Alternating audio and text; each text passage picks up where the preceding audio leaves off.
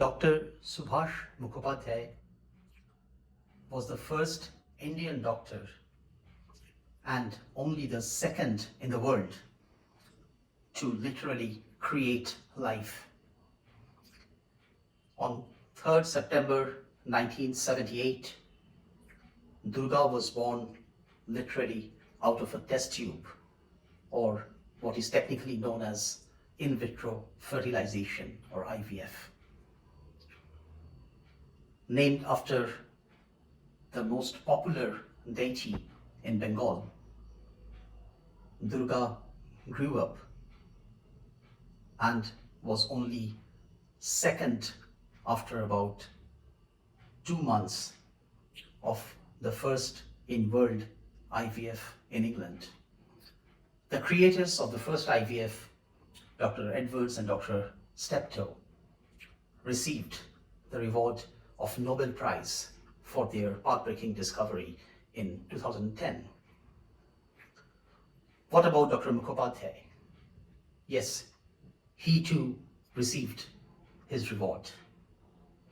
On 19th July 1981, barely 3 years after his groundbreaking invention, he was found hanging in his apartment. He had committed suicide. Let us shift the scenario to very recent last few months. Over the past couple of months, in a premier medical institute, 3 medical doctors, 2 of them medical students, committed suicide. One of them was actually herself pursuing her MD, or specialty in psychiatry, but was admitted in the psychiatry ward with extreme suicidality and a failed suicide attempt.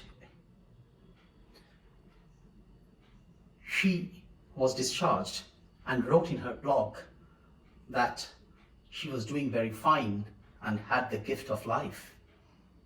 As a matter of fact, she wrote in her blog that she helped, while herself being admitted in the psychiatry ward, another nursing student who was struggling with depression to seek help. However, she herself was again found hanging in her hostel room just a month after her discharge from the psychiatric treatment facility. This time it was a successful suicide. So what is wrong there? What is the paradox? What's going on here? Doctors and medical students going to become doctors are in the profession of saving lives. So what's happening that some of them tragically end up taking their own? Before we come to this question and what possibly can be done about it, let's go through a few quick facts to gain a perspective. First of all, let's remember that counting suicides is not easy. Classifying a death as suicide and reporting of suicide is almost always underreported because of stigma. We'll come back to that later. But before that, so how common is suicide in the medical community? A recent survey in the USA found that the number is about 300 to 400 doctors per year, which means about 1 doctor a day. Second, is it commoner than in age and sex adjusted general population? Yes, it is. A recent meta-analysis, an aggregate of 55 studies published in 2019, found that suicide in the medical community is 44% higher or more common than in the age and sex adjusted general population. Another recent study published online a few months ago found that although in the males suicide rate was lower in doctors compared to in the general population, but we have to keep in mind here that in the general population, it's men in which completed suicide is always commoner, so it had to rise against that higher base rate. But what was found in all these studies consistently is that in females, the suicide rates are distinctively higher, at times more than twice than in the general population, adjusted for age. Third question, is it more common in other white-collar professions? Again, the answer is most probably yes, compared to other white-collar professions. It's commoner in doctors and medical students. A final question, is it a common mode of death amongst the causes of death in medical students? Yes, it is. It is probably second only to accidents as a cause of death amongst those who are young, 24 to 34 years of age.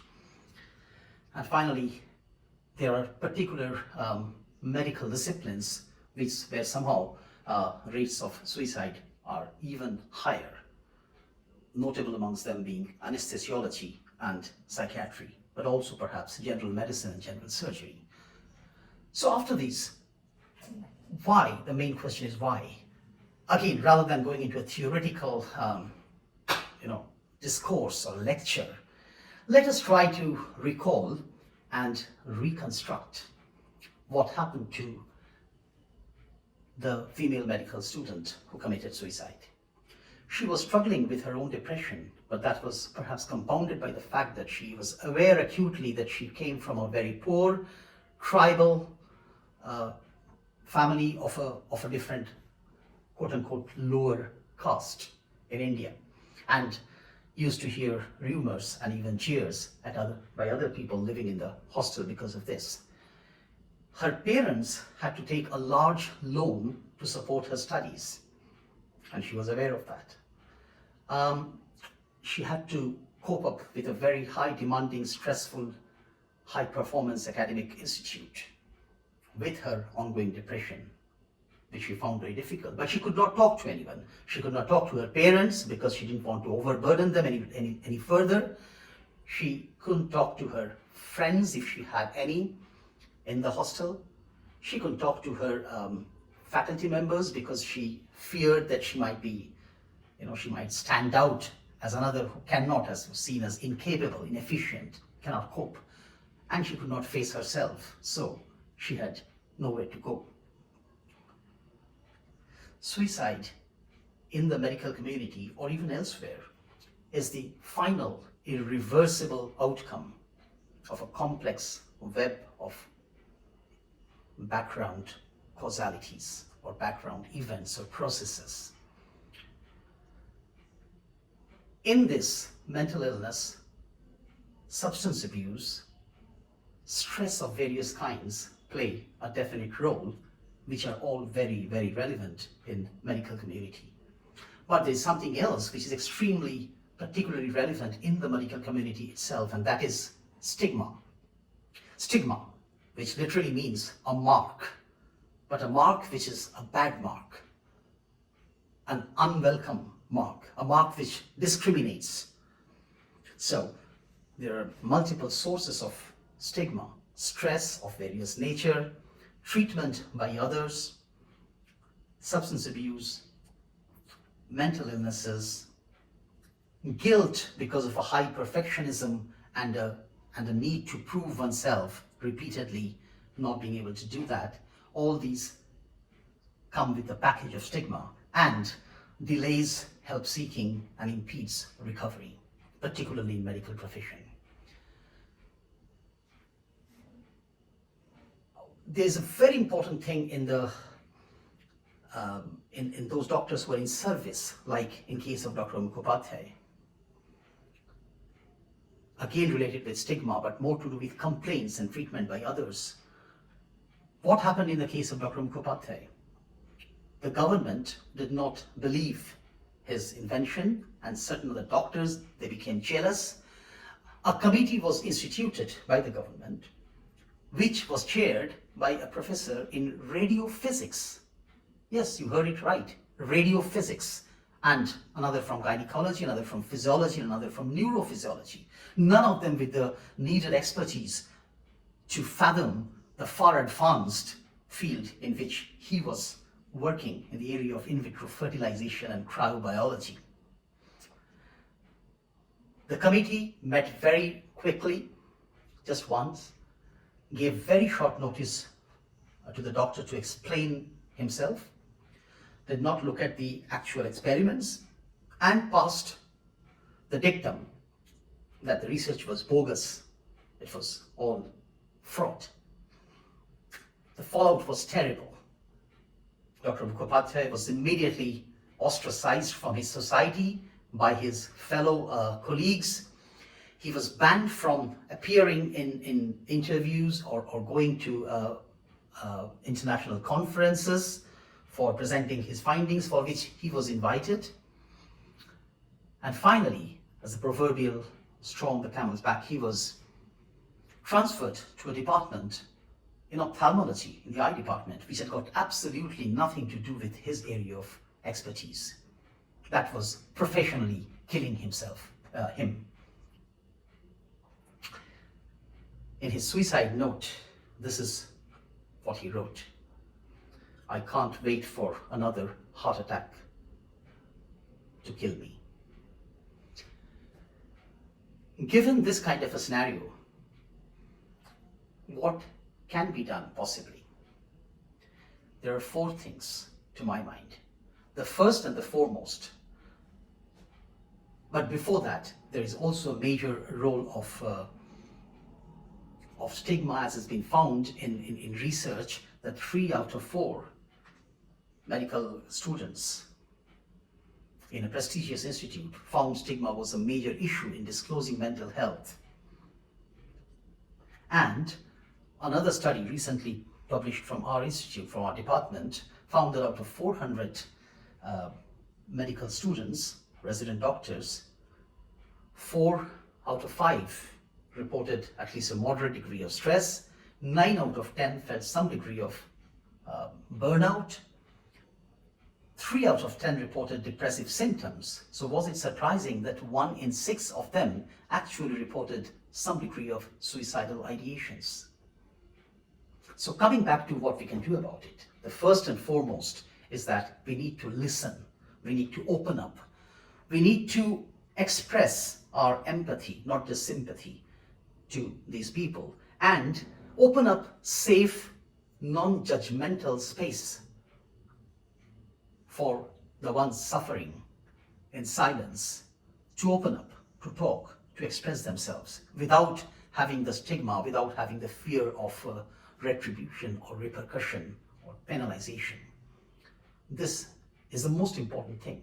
But along with that, we do need, as a second very, very important major step, structural changes which would involve forming statutory or institute level bodies, committees of set up to fight against discrimination of all sorts, to fight against stigma of all sorts, to have institutional review committees, to have safety boards. So various kind of institutional mechanisms can be created for providing a safe recourse to those students and doctors who need help.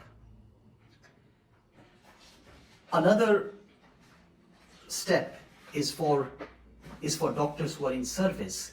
We need to have a change in mindset. As Claire Gerada, who's the medical director of the National Health Service Practitioner Health Program, says, and I read, that going forward, we have to halt the decline in morale among doctors. This will mean addressing many systemic issues that are creating unhappiness, tackling the culture of naming, blaming, and shaming, and essentially treating them as intelligent adults and not as naughty school children. This is where their skills can flourish, and this is what will eventually help. Last but not the least, we have to change the language. Did you notice that I did a terrible, terrible mistake? In fact, I would say a heinous crime, by repeatedly saying that so-and-so committed suicide, as if he or she committed an arson, a murder, a crime, a rape, a felony. These are committed. These are the legal language. Anybody who commits an attempt to suicide shall be imprisoned with, etc., etc. So even successful suicide, failed attempt, as if you were judging a person even in their suicide, whether it was failed or whether it was successful. So I stand corrected. Dr. Mukhopadhyay died by suicide. The female medical student died by suicide, and she did attempt suicide earlier once. Language is a very powerful tool to carry or to dispel stigma. We need to keep that in mind. None of them committed a crime. In the end, imagine, Dr. Mukhopadhyay created the baby in the test tube. The government was intrigued. It set up a committee which was chaired by an embryologist of eminence, a cryobiologist, an in vitro fertilization expert, and they sat over in details the findings, asked clarifications, in the end gave a clean chit and in fact appreciated this path-breaking discovery.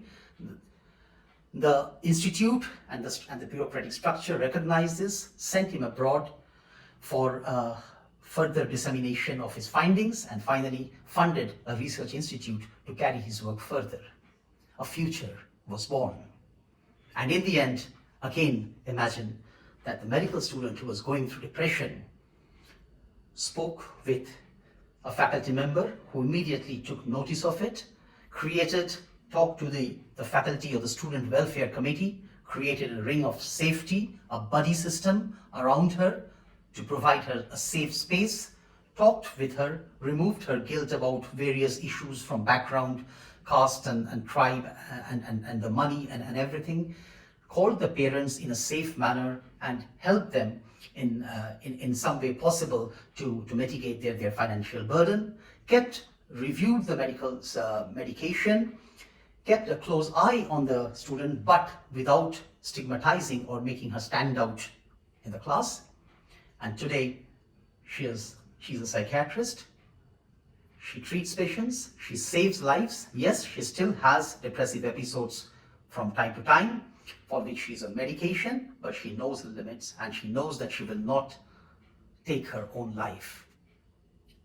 She has a future which was fostered by probing the possibilities of the present.